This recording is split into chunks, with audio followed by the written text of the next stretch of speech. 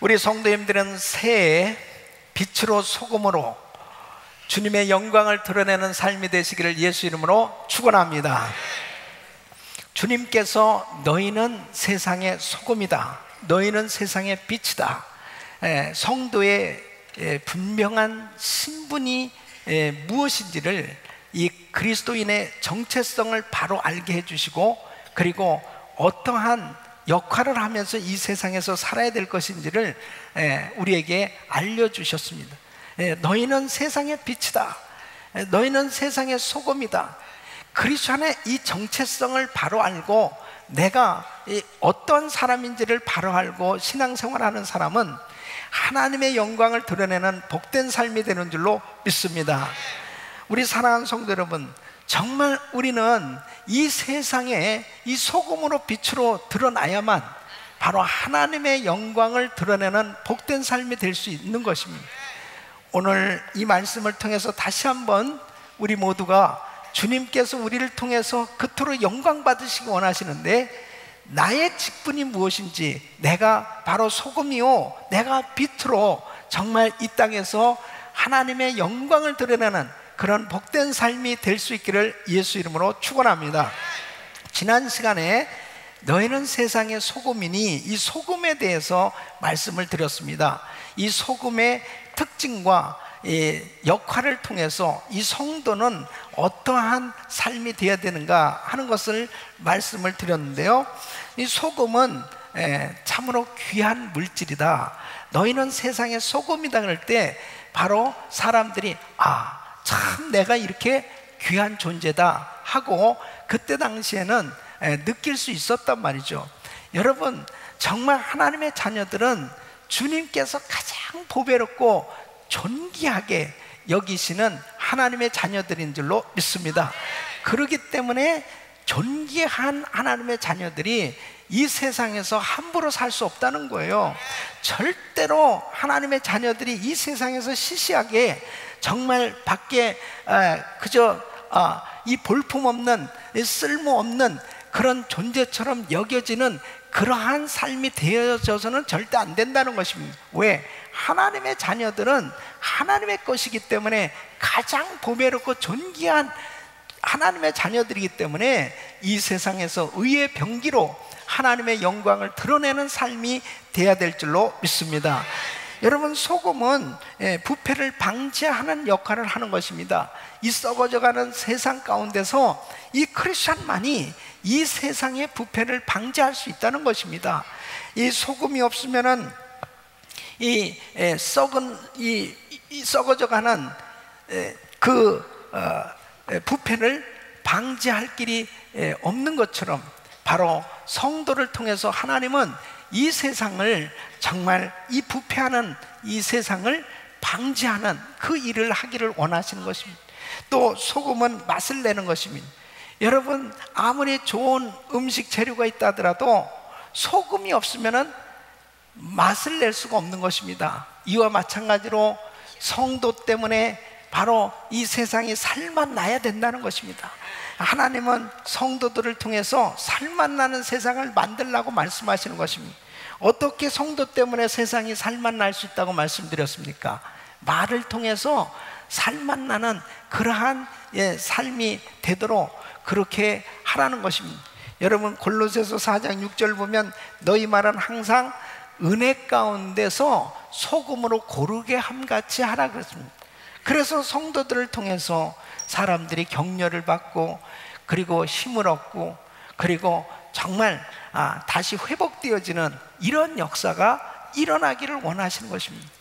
성도들 때문에 정말 모든 것을 다 포기하고 살 의욕이 없던 사람들이 힘을 얻고 회복될 수 있다면 그분은 바로 정말 큰 역할을 하는 것입니다.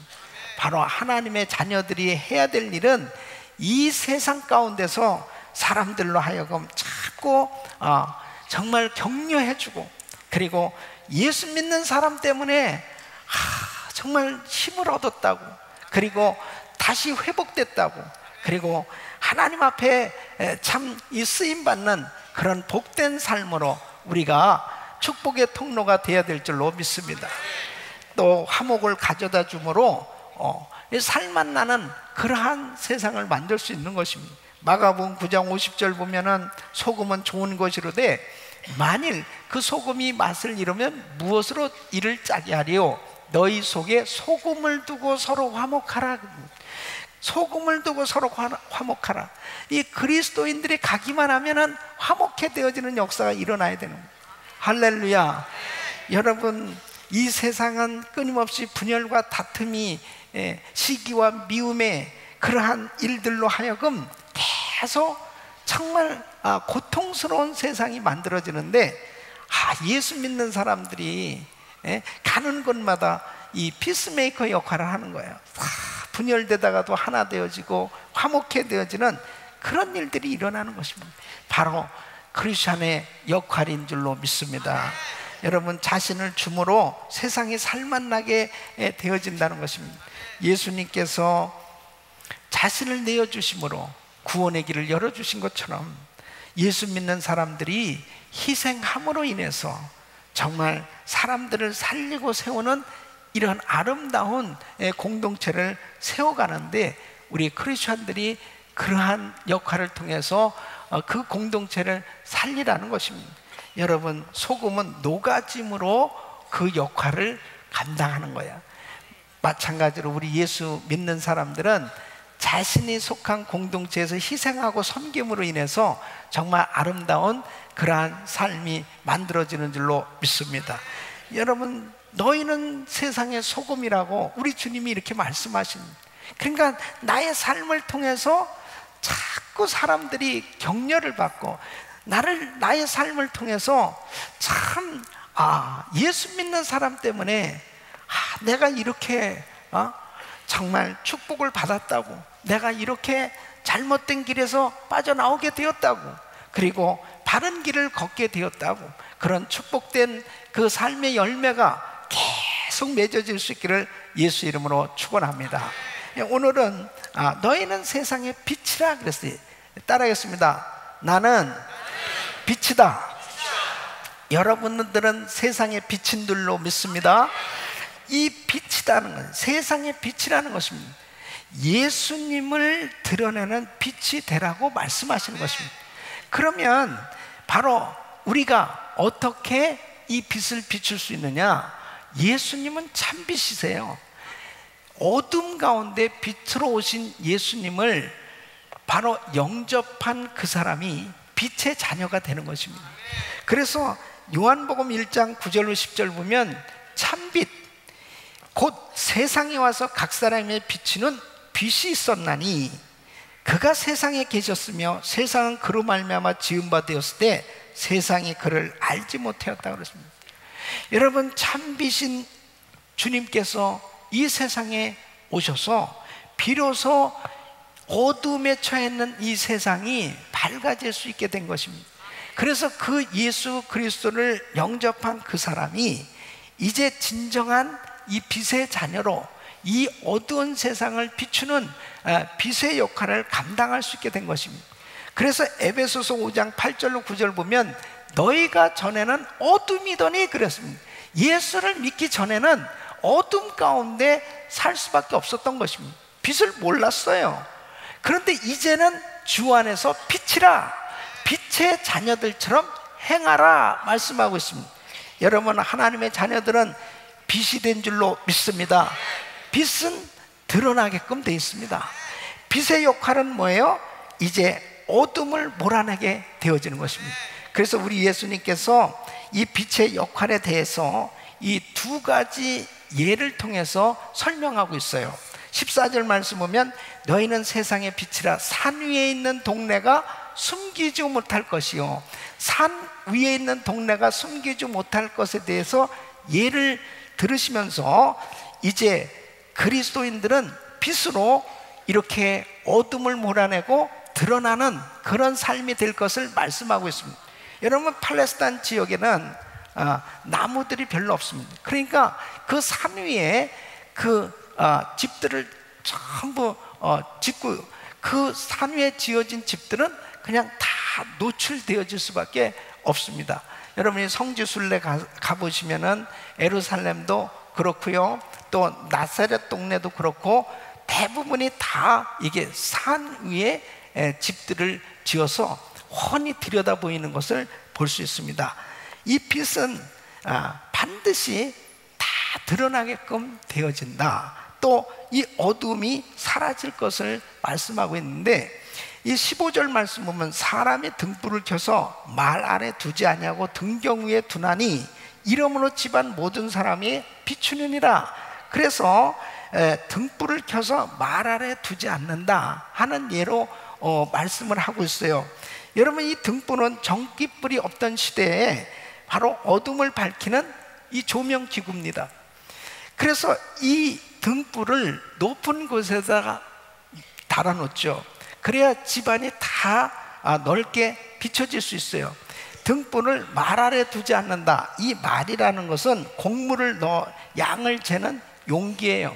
그러니까 그 밑에다가 바닥에다 놓으면은 빛이 가려질 수밖에 없죠. 그렇게 되면은 그 방 안은 어두울 수밖에 없다는 것입니다. 그렇게 등불을 사용할 사람이 누가 있겠느냐? 등불은 반드시 높은 곳에 놓고 다 그 방 안을 비추게 하지 않느냐? 다시 말씀드리면 우리 예수 믿는 그리스도인들은 빛으로 이 세상의 어두운 부분들을 다 밝히면서 이 어둠을 몰아낼 때 반드시 드러나는 그러한 삶이 되어진다는 것입니다. 여러분, 어떤 목사님이 이제 택시를 타고 이 볼일을 보러 갔습니다.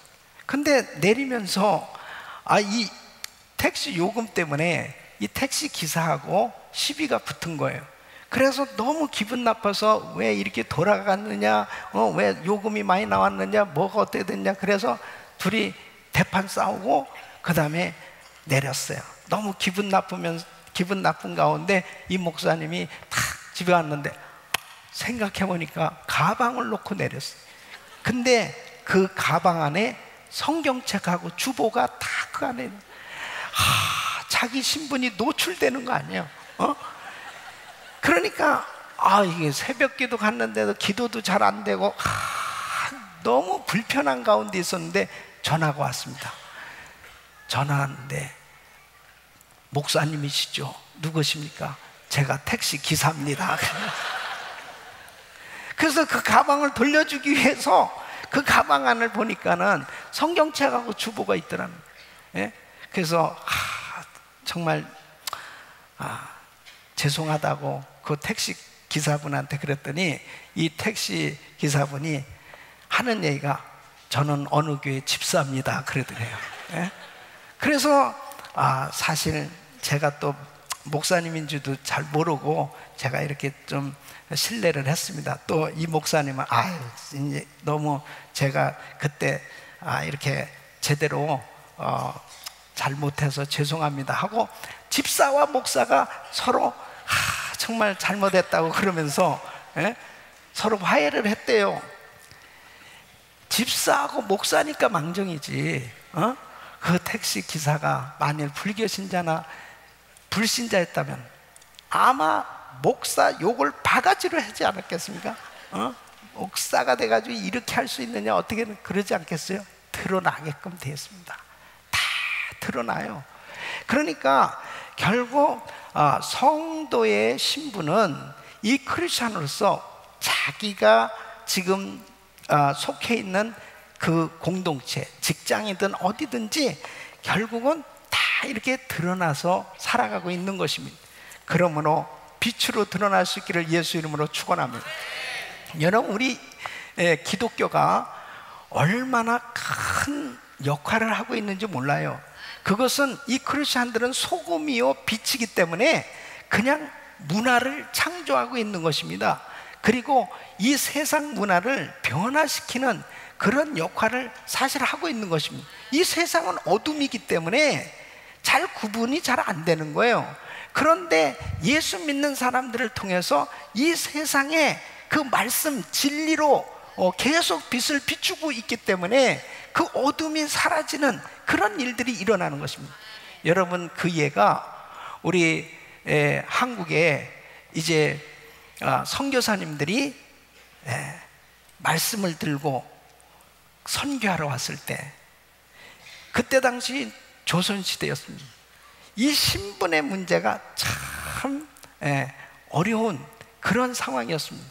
그것은 뭐냐면 신분의 차별이 있습니다. 양반과 그 다음에 천민 계층이 있었단 말이에요. 그러니까 이런 것들이 쉽게 안 바뀌어졌었습니다. 그런데 선교사님들이 와서 누구나 다 하나님이 사람을 창조했고 다 사람은 똑같다고 그러면서 이 계급 타파를 하기 시작한, 그때 당시에 1893년 이 미국 북장로교 교단에서 파송받은 이 사무엘 무어 선교사님은 당시에 이 백정을 아주 이 천민 계층으로 그때 당시에 그렇게 여겨졌단 말이에요. 그런데 그러한 분들한테 전도를 하기 시작합니다. 그러면서 교회에 들어오니까 이 양반들이 받아주지를 않는 거예요. 저 사람들 받아주면은 우리는 나가겠습니다. 그리고 결국은 그 그룹이 교회를 나갔죠. 양반 그룹이 나갔어요. 이분이 타협하지 않습니다. 왜냐? 예수 믿으면 다 똑같다. 하나님의 자녀로 다 양반이나 천한 계급을 가진 분도 예수 믿으면 다 한 가족이고 하나다라고 하는 것을 계속 설명했지만 이 양반 계급이 이걸 잘 받아들이지 않았어요.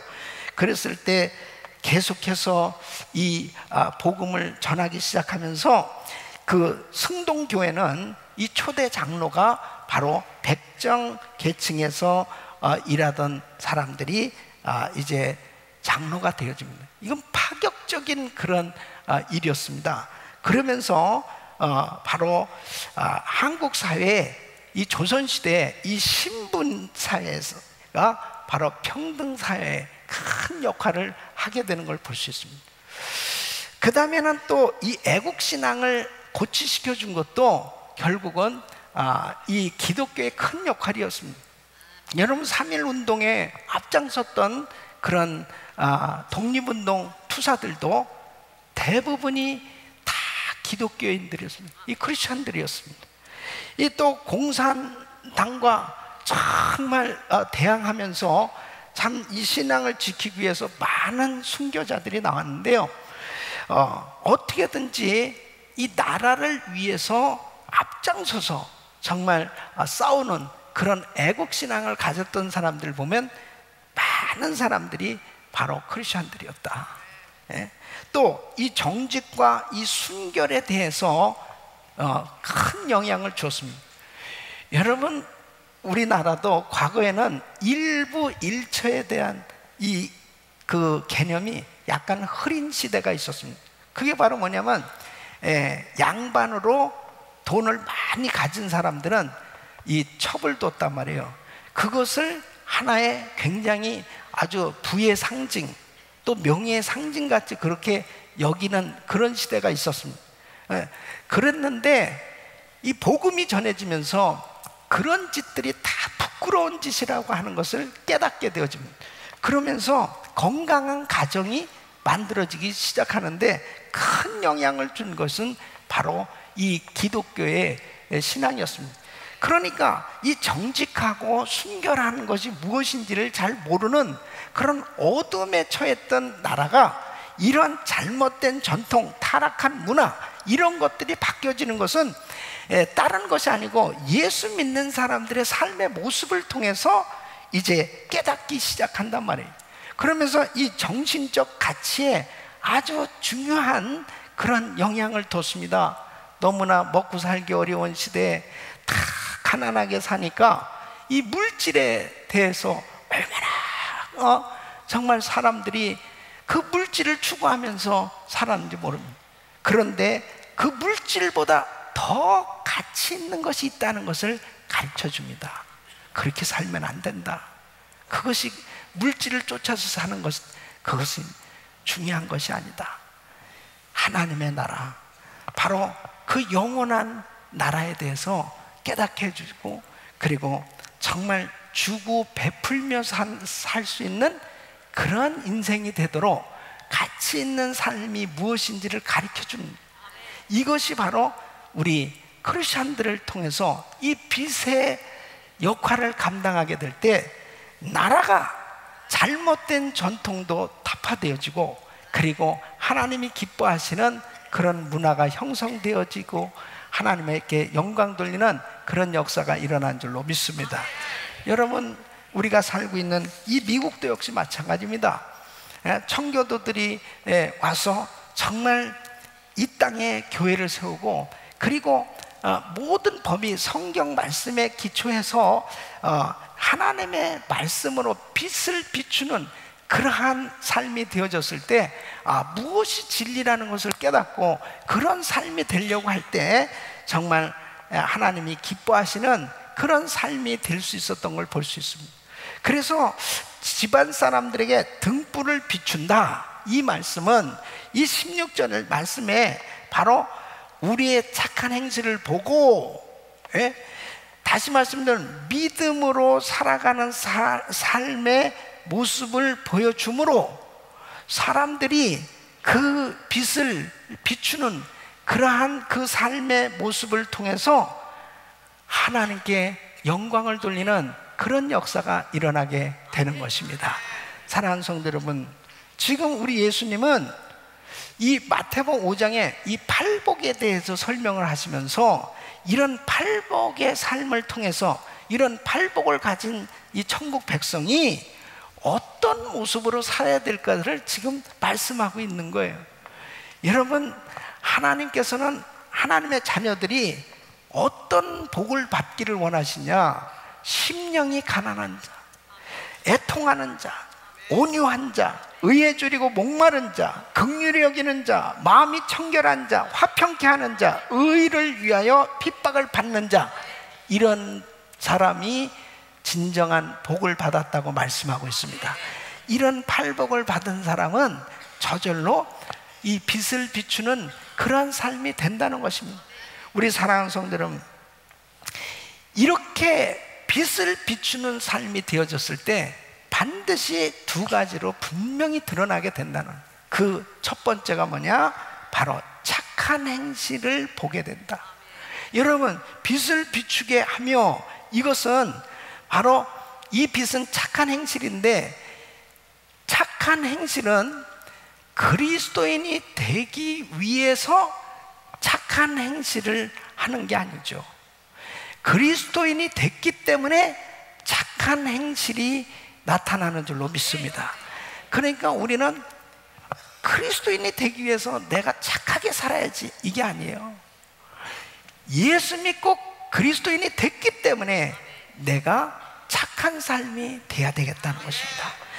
그렇게 착한 행실을 통해서 사람들이, 야, 저 사람 정말 예수 믿는 사람이네, 저 사람 정말 하나님을 잘 믿는 사람이네, 감동을 받는다는 것입니다. 그러면 착한 행실은 무엇으로 나타났냐? 첫째는 사랑하는 삶으로 나타난다는 거예요. 여러분, 사랑은 아무나 하는 게 아닙니다. 사랑은 아무나 하는 게 아니에요. 세상 사람들이 저는 뭐 사랑에 빠졌습니다. 세상 사람들이 말하는 사랑은요, 이 에로스, 이 남녀 간의 사랑, 육체적인 사랑, 그 정도밖에 모르는 거예요. 여러분, 진정한 사랑은 하나님이 사랑이신 줄로 믿습니다. 그러니까 하나님을 만나야 하나님의 사랑이 임한다니까요. 내가 하나님의 사랑을 받아야 그 사랑을 줄 수가 있어요. 그러니까 여러분 보십시오. 어둠에 처해 있는 사람들은 사랑할 줄을 몰라요. 그러니까 어둠에 처해 있는 사람들의 삶의 열매는 계속 다툼과 분쟁과 시기와 질투와 미움과 이러한 열매들이 계속 맺어지는 거예요. 그러니까 이 세상은 사랑한다고 하면 누구든지 다 사랑하고 싶어야지. 사랑한다고 하면서도 열매를 보면, 그 사람의 열매를 보면 맨날 시기, 질투, 다툼, 분쟁, 나눠지는 이런 것들이 맺어지는 거예요. 그럼 그런 모습들을 보면 어떻게 됩니까? 참 불쾌하고 살맛 나지 않는 거예요. 여러분 가정이 보세요. 정말 부부가 행복하고 자녀들과 화목해야 되는데 이 가정이 정말 다투고 분열이 생겨져 보세요. 그 가정이 뭐가 살맛 나겠습니까? 뭐가 행복하겠습니까? 그러니까 그 가정이 화목하고 정말 서로 사랑을 나눌 수 있을 때 정말 그 가정이 아름다운 것처럼, 바로 착한 행실이라는 건 뭐냐면 나의 삶을 통해서 자꾸 사람들이 하나가 되어지고 힘을 얻고 정말 격려를 받고 일어나고 회복되어지는 이런 열매가 맺어지는 것입니다.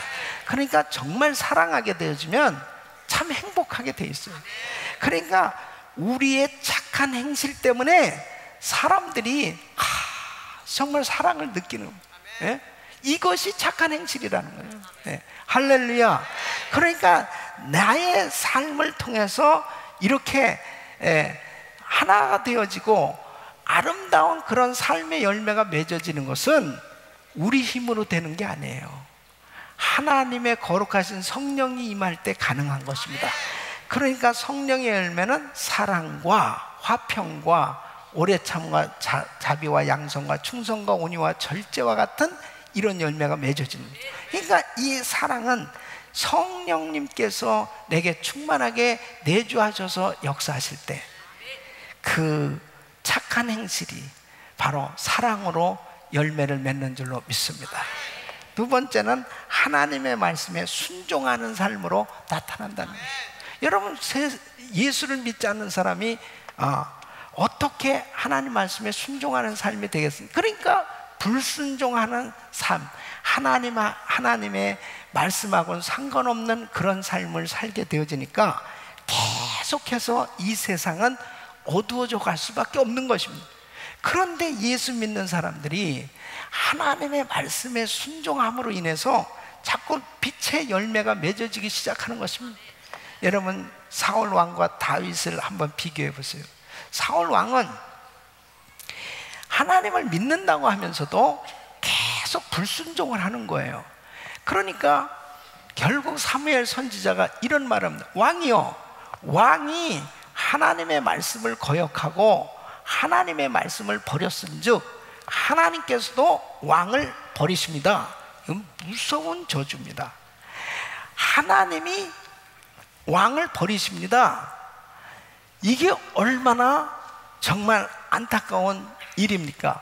그런데 불신자에게 있어서는 뭐가 불순종인지를 모르는 거예요. 그런데 바로 그 사람에게 속한 사람들은 어쨌든 다 영향을 받는 거예요. 다윗은 자기 장인 사울에게 그렇게 핍박을 받는데 사울을 죽일 수 있는 그런 기회가 왔어요. 그런데 이 옷자락만 뱉는데도, 사울의 옷자락을 뱉는데도 마음에 이 찔림을 받아가지고 하나님의 기름 부음 받은 자를 치면 죄가 되지 않겠느냐. 너무너무 이 마음이 막 찔려가지고 어쩔 줄을 모르는 거예요. 밧세바와 간음죄를 저지르고 난 다음에도 나단 선지자로부터 지적을 당했을 때 눈물로 침상을 띄운다는 그런 표현까지 쓰면서 그렇게 회개를 하는 거예요. 그러면 그 주변 사람들이 다윗의 삶을 보면서 야, 왕인데 그리고 저렇게 자기를 죽이려고 하고 거의 뭐 자기가 죽을 지경까지도 왔었는데도 불구하고 어떻게 저렇게 말씀에 순종을 하느냐.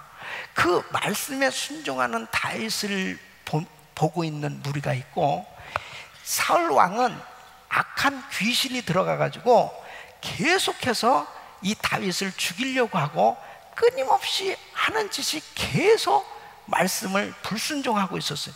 그랬을 때 사울을 보는 무리들이 있었단 말이에요. 근데 결국 지나놓고 나서 보니까 다윗은 점점 축복을 받고 이 사울은 결국 비참하게 망하게 되어지는 모습을 보게 된단 말이에요. 그러한 모습을 보면서 사람들에게 어떤 모습으로 빛을 비추느냐 하는 아주 중요한 교훈을 우리에게 주고 있는 것입니다. 크리스찬이 하나님의 말씀에 불순종하면서 살게 되어지면 세상 사람들이나 믿는 사람들조차도 그 사람의 삶을 통해서 엄청난 악영향을 주는 겁니다. 그러나 바로 크리스찬의 삶이 정말 하나님의 말씀에 순종하면서 그런 아름다운 삶을 살 때 사람들한테 그 빛을 비춤으로 인해서 역시 예수 믿는 사람 다르구나, 역시 하나님을 믿는 사람은 틀리네 하면서 하나님이 기뻐하시는 선한 영향력을 미치는 줄로 믿습니다. 세 번째는 참된 경건한 삶으로 나타난다는 것입니다. 이 야고보서 1장 27절 보면 하나님 아버지 앞에서 정결하고 더러움이 없는 경건은 곧 고아와 과부를 그 환난 중에 돌아보고 또 자기를 지켜 새 속에 물들지 아니하는 이것이니라 그랬습니다. 여러분, 교회를 왜 이 동네에다가 세워놨습니까? 사람들이 흔히 경건하다 그랬을 때 경건한 것이 마치 산속에 들어가서 사람들을 떠나서 내가 산속에서 금식하면서 기도하면서 성경을 읽으면서 지내는 것, 이것이 경건한 것이 아니에요. 경건한 것이 뭐냐? 진정한 경건은 도움을 받지 않으면 살 수 없는 그런 안타까움 가운데 있는 고아와나 과부를, 환난 중에 이 말씀 뭐냐면 누가 도와주지 않으면 살 수 없는 이런 사람들을 진정으로 돌아봐 주는 것이 경건이라는 거죠. 그러니까 바로 이런 동네에다가 교회를 세우는 것은 예수 믿는 사람 때문에 정말 힘들고 어렵고 고통 가운데 있던 사람들이 그 하나님의 그 놀라우신 사랑으로 그 섬김을 통해서 도움을 받고 정말 내가 뭔데 나같이 아무 쓸모없는 사람 같고 버려진 사람 같은 나 같은 사람한테까지 이렇게 정말 나를 돌아봐 주나, 그런 그 은혜를 느낄 수 있도록 해주라는 거예요. 이것이 참된 경건이라 믿습니까? 이거 참된 경건이에요. 그래서 저는 이제 이번 주에도 우리 은혜 봉사센터에서 정말 우리 교회가 각계각층 다양하게 이 플러튼 지역, 이 오렌지 카운티 지역에 또 이 난간주 지역에 정말 우리가 뭐를 도와줄 수 있을 것, 무엇을 도와줘야 되느냐 하는 그러한 부분들을 우리 나름대로 다 이렇게 준비를 해서 앞으로 이러한 사역들을 해야 되겠다 하는 것을 이번에 이렇게 나누게 됩니다. 그 중에 중요한 것이 뭐냐면 우리 이 플러튼 지역에 살고 있는 이 주민들은 우리 은혜교회가 이곳에 세워져 있다, 그냥 은혜교회가 큰 교회야, 그냥 한국교회야, 뭐 이렇게 알려지는 것이 아니고 정말 이 주민들이 피부로 느낄 수 있을 만큼 야, 정말 크리스찬들이야, 저 사람들은 진짜 예수 믿는 사람들이야, 이렇게 드러날 수 있기를 예수 이름으로 축원합니다. 그것은 바로 환난 중에 있는 사람들을 돌아봐 줘야 됩니다. 그 사람들을 진정으로 돌아봐 주는 것, 이것이 얼마나 중요한 건지 오늘. 그 다음에는 또 자기를 지켜 새 속에 물들지 아니하는 이것이니라. 그러니까 우리가 이 세상 가운데 이렇게 거하고 있지만은 우리가 이 새 속에 물드는 것이 아니고 우리가 이 세상을 변화시켜야 될 줄로 믿습니다. 물과 기름은 섞일 수가 없어요. 어떻게 섞여질 수 있습니까? 그러니까 이 세상 속에 들어가서 우리가 똑같이 사업을 하고 똑같이 직장 생활을 하고 지낸다 하더라도 벌써 예수 믿는 사람은 구별되어지게끔 되는 것입니다. 그러니까 이것은 드러나게끔 돼 있어요. 반드시 드러나는 것입니다. 같은 직장 생활하는데도 다른 거예요. 저는 은혜교회 집사입니다, 이런 소리 안 해도 이런 소리 안 해도 저분은 정말 예수 믿는 사람이야, 이렇게 드러나게끔 돼. 내가 꼭 성경책을 끼고 다니고 십자가 배지를 달고 뭐 그렇게 하고 다녀야 예수 믿는 사람이다, 그렇게 드러나는 게 아니고요, 우리의 삶을 통해서 드러나는 줄로 믿습니다. 그래서 정말 하나님이 기뻐하시는 이런 착한 행실을 통해서 반드시 빛으로 나타난다 하는 것입니다.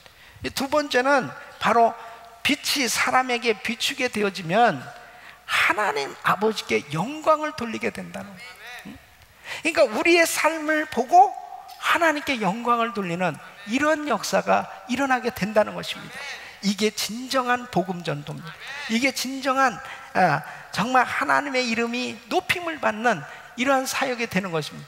여러분, 어둠에 처해 있는 사람들에게 이 빛을 비추는데 바로 이런 착한 행실을 통해서 빛이 비춰질 때 그 사람들이 복음을 경험하게 된다는 것입니다.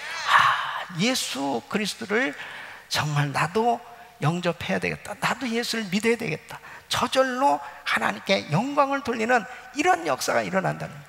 여러분, 성경에 보면은 그 자신의 삶을 통해서 하나님께 영광을 돌리는 이런 놀라운 역사가 일어난 그 인물들이 참 많이 있어요. 그 중에 어떤 면에서는 대표적이라고 할 수 있는 사람 중에 한 사람이 다니엘입니다. 이 다니엘이 바벨론에 포로로 어려서 잡혀갔잖아요. 그 어려서부터 참 신앙을 지킨다는 게요, 이 늙어가지고 이제 거의 총리의 위치까지 올라가는 그 나이 될 때까지 참 어려운 시간이었습니다. 그런데 여러분 보세요, 이 다니엘이 자신의 신앙이 노출되어지지 아니하는, 그냥 이 등불을 말 아래 두는 그러한 신앙이 아니었습니다. 이 다니엘은 완전히 드러났어요. 하루에 3번씩 예루살렘을 향해서 창문을 열어놓고 기도했고요, 그리고 그에게 결정적으로 엄청난 결단을 내리지 않으면 안 될 만한 그런 순간이 온 것은 기도를 중단해야 될 수밖에 없는, 그리고 타협해야 될 수밖에 없는 그런 상황까지 왔어요. 기도 계속한다면 사자굴에 들어가는 시험이 와요. 그런데 다니엘이 자기 주변에 많은 불신자들, 믿지 않는 동료들 앞에 그는 그대로 자기를 드러냈습니다. 결국은 고난이 왔어요. 근데 어떻게 됐습니까? 다니엘서 6장 25절로 27절에 보면 이 다리오 왕이 모든 백성, 나라 방언하는 자들에게 조서를 내려서, 어떤 조서를 내렸느냐, 다니엘의 하나님 앞에서 떨며 두려워할지니 그는 사시는 하나님이시오 영원히 변치 아니하실 자시며 그 나라는 망하지 아니할 것이요 그 권세는 무궁할 것이며. 그 앞에 무릎을 꿇었어요. 이야, 다니엘이 믿는 하나님, 그분은 정말 살아계신 하나님이다. 모든 백성들이요 다니엘이 믿는 그 하나님을 경외할지어다 그러습니다. 이게 하나님께 영광입니다. 그러니까 우리의 삶을 통해서 하나님께 영광 돌리는 이런 역사가 계속 일어날 수 있기를 예수 이름으로 축원합니다. 부시 대통령 취임식 때 어느 목사님을 초청해서 기도를 부탁했습니다. 지금도 이것은 사실 참 심각한 문제인데요, 이 의전팀에서 요구한 상황이 있어요. 그게 뭐냐면, 지금 전국에 다 생중계가 되지 않냐면 대통령 취임식 때, 그러면 타 종교인들, 불신자들이 얼마나 미국에 많냐면, 그러니까 예수 이름으로 기도합니다. 이걸 하지 말라면, In Jesus name 이걸 쓰지 말고 그냥 신의 이름으로 기도합니다. In God's name. 그렇게 기도해 달라고 그랬어요. 그래서 이 목사님이 어쨌든 뭐 기도하겠다고. 그리고 맨 마지막에 뭐라 그러면 In Jesus precious name, amen. 그랬습니다. 그러니까 존귀하신 예수님의 이름으로 기도합니다. 아주 더 존귀하신 예수님으로 기도합니다. 이게 하나님께 영광인 것입니다. 여러분, 우리의 삶 가운데 존귀하신 예수님의 이름이 드러날 수 있기를 바랍니다. 내가 하는 일을 통해서 어떻게 하면 존귀한 주님의 이름이 드러나요? 여러분, 이번 주간 1월 13일 날이 미주 한인의 이 코리안 아메리칸 데이예요. 이것은 2008년도에 연방의회에서 공식적으로 선포된 것입니다. 의결됐어요. 우리 주변에는 이 캘리포니아만 해도 수많은 민족들이 더불어 같이 살고 있습니다. 근데 이번에 우리 그 영킴 집사님이 이 캘리포니아 주 이 오렌지 카운티 주 하원 의원에 당선이 됐습니다. 당선이 되면서 이번에 주 의회에 정식으로 이제 한인의 날 이 기념 결의안을 상정을 하게 되었습니다. 그러면서 목사님들을 초청을 했어요. 목사님들께서 오셔서 정말 이 의회를 위해서 기도해 주시고 한인의 날에 이 기념 예배를 그 의사당에서 드리기를 원합니다. 그러면서 우리 저를 또 초청해서 제가 내일 그곳에서 설교를 하고 기도를 하게 되었습니다. 저는 제가 참 이렇게 감사한 건 뭐냐면 우리 영킴 집사님이 크리스찬인데 자기가 정말 에스더처럼 이 악법을 철폐하고 정말 하나님이 기뻐하시는 법을 제정하는데 최선을 다해서 의정생활을 하겠습니다. 이런 말이 얼마나 감동을 주는지 몰라요. 또 자신이 예수를 믿는 것을 분명하게 노출하고 이렇게 목사님들을 초청해서 정말 이 정신으로 기도하는 이런 모임이 만들어진 것은 자기를 분명히 드러낸 거예요. 네? 할렐루야, 할렐루야.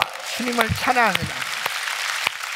저는 우리 이민 역사, 한인 이민 역사가 1903년 1월 13일 날 이 게리고를 타고 101명과 통역관 102명이 호놀룰루에 도착을 했습니다. 내리감리교회 성도들이 주로 많았어요. 그래서 내려서 처음으로 하와이에 교회가 세워졌어요. 그 후로 지금까지 이제 112년이 지나는 동안 약 한인들이 200만에서 250만을 이렇게 추산을 합니다. 전 미국에 4,500개 한인 교회들이 세워졌어요. 미주 한인의 날이 이렇게 제정돼서 그 기념식을 하고 이렇게 선포하는 것은 이 미국의 한인들이 코리안 아메리칸이 얼마나 이 미국의 번성과 이 미국이 잘 되어지는 나라가 되어지는데 많은 영향력을 끼치고 있다라고 하는 사실, 바로 우리 한국 사람들의 그 존재감, 이러한 것들이 많은 민족들 가운데 이 드러나는 그러한 일이 이루어진 걸 믿으시기 바랍니다. 그렇기 때문에 우리 한국 사람들이 정말 잘해야 되겠다. 제가 내일 설교하려고 하는 것도 그거예요. 바로 미국 속에 우리 한인들의 소금과 빛이 되다는 거죠. 정말 많은 이 종족들이, 민족들이 더불어 100 종족도 더 넘는 그런 많은 민족들이 더불어서 이 연방정부를 이루고 살아가고 있어요. 이런 가운데서 바로 우리 코리안 아메리칸들이, 한국 사람들이, 야, 한국 사람들 진짜 다르네. 한국 사람들, 야, 저 사람들 애국자야. 저 사람들 정말 정직한 사람들이야. 저 사람들은 너무 신실한 사람들이야. 저 사람들 너무 귀한 민족이다. 칭송받을 수 있기를 바랍니다. 바로 그렇게 되어지는데 우리 크리스찬들이 바로 가장 먼저 앞장서서 그러한 하나님이 기뻐하시는 나라를 세우는데 쓰임받을 수 있어야 될 줄 믿습니다. 우리 사랑하는 성도 여러분, 저는 우리 교회 때문에, 우리 은혜교회 성도들 때문에 이 남가주와 이 오렌지 카운티와 이 미국에 야 소망 있다, 야 정말 희망 있다, 야 살만 난다, 야 정말 멋있다, 바로 그러한 성도들이 되시길 예수 이름으로 축원합니다. 우리가 하는 모든 일들, 각계각층에 어떤 일을 한다 하더라도, 하다못해 남의 집에서 종업원으로 일한다 하더라도, 야 이 사람 진짜 믿을 수 있어, 야 이 사람 정말 어떻게 이렇게 신실한 사람이야, 정직한 사람이야, 너무나 멋있다, 자기의 모든 것을 다 맡기고 싶어 할 만큼 그러한 정말 존귀한 주의 이름이 영광을 받을 수 있는 그런 삶이 될 수 있기를 예수 이름으로 축원합니다. 우리의 신앙생활은 결단코 이론이 아닙니다. 우리의 삶의 빛으로, 소금으로 드러나서 하나님께 영광을 돌리는 복된 삶이 되시기를 예수 이름으로 축원합니다.